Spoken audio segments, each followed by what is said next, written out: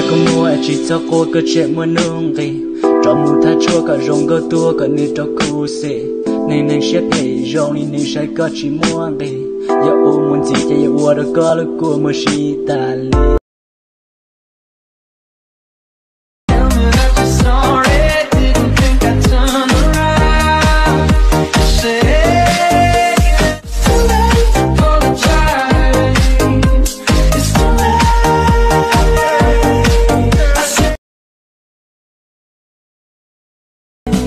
Người đơn phương là người phá nát dẫu hết cả con tim.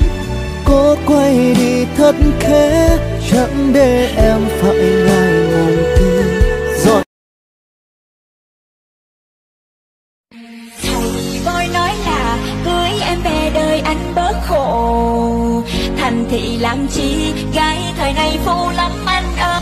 Ta cùng đi đến chỗ xa.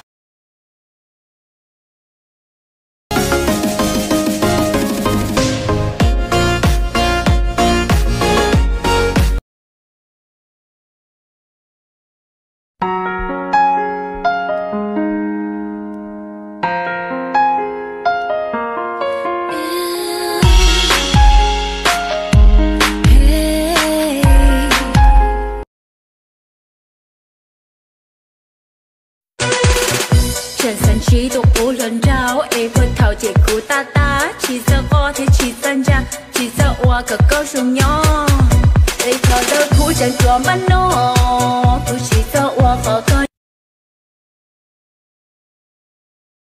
Hello, mình là giò. Mình tôi là đã ngày như nào mong gì hảo. Nhà như nào không hồ lệ mong em mày nè.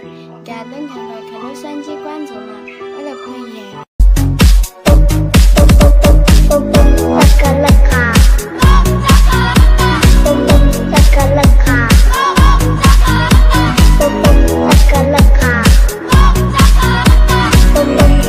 Laka.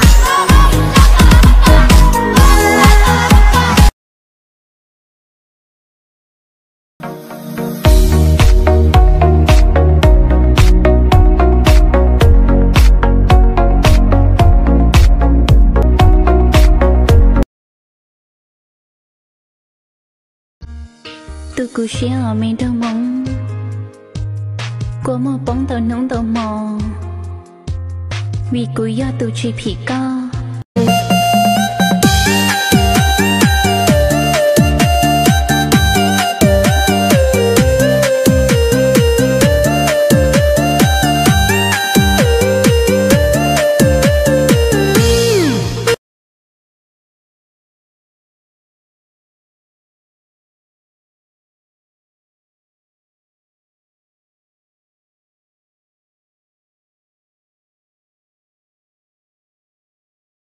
Ê, cô nghe theo cô xí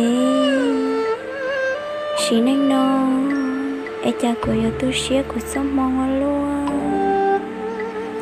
Ôi cha, cô muốn niệm một xí yêu.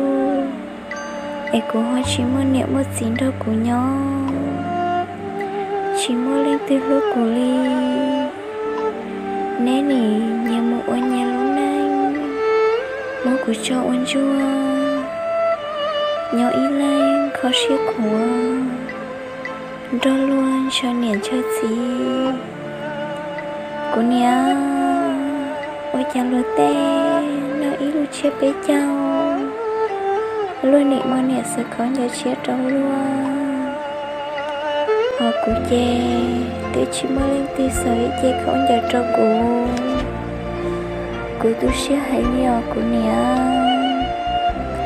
cô xin có sai tiền của thà có nói cho của là tháo xí xí lo có bỏ bao tiền của lúc xí hào nè nếu muốn nuôi cái bò lấy cha nè của tôi chỉ khu xí